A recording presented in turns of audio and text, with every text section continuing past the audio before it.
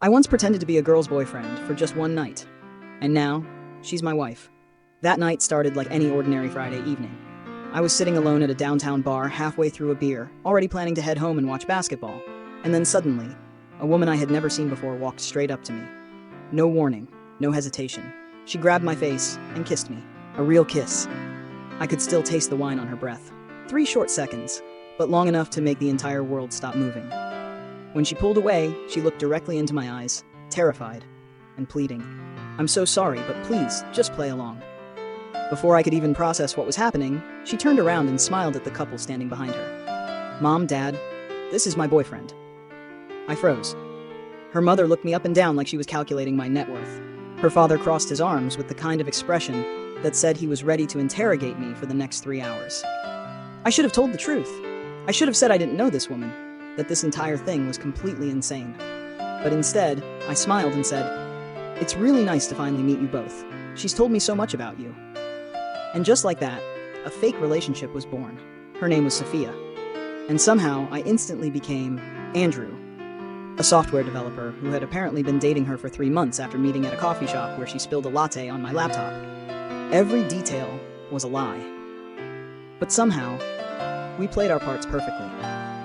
At dinner that night, we sat side by side, hands intertwined under the table, building an entire relationship out of thin air. Sophia talked about how terrible I was at cooking. I added that she always stole fries off my plate. Her parents laughed. And for the first time all evening, I saw Sophia relax. Then her phone rang. She looked at the screen and went pale. It was her ex-boyfriend, the one her parents still believed she was dating, the one calling to tell her he was engaged to someone else, only 2 months after their breakup. After dinner, once her parents left, Sophia finally told me the truth. She had dropped out of law school, quit a stable corporate job to become a freelance graphic designer. Her parents never really approved. Neither did her ex. He said she wasn't ambitious enough. That night, she couldn't bear the thought of disappointing everyone again. So she panicked and chose a random man at a bar to pretend to be her boyfriend. That random man was me. I laughed and asked, "So why me?" Sophia shrugged. "You looked close enough and kind enough to say yes." I grinned. "Kind enough to say yes sounds like the worst dating profile bio ever written," she laughed. And honestly, I think I fell for that laugh right there. We went back to the same bar for another drink, then another. And somewhere along the way, the pretending disappeared. We told each other everything. About failed relationships, about family pressure, about loneliness. Sophia said she was a complete mess. I admitted I was very good at being alone. She looked at me and said softly, "That sounds sad." I shrugged. "No, just efficient." She burst out laughing, and God, I loved hearing her laugh. Before we left, I asked her, "Do you want to do this again? Without the fake story this time?" Sophia looked surprised. "Are you asking me on a real date?" I smiled. "I already survived dinner with your parents. I feel like that automatically upgrades me to real boyfriend status." She laughed so hard she nearly spilled her wine. Then she handed me her phone. The first text she sent me said, "Hi, fake boyfriend." I replied, "Hi, fake girlfriend, but I'd like to be the real one." And after that, everything happened fast, but somehow it also felt right. We saw each other constantly. Dinner dates, movie nights, arguments over stupid little things.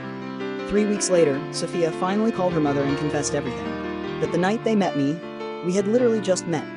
That the entire 3-month relationship story had been fake.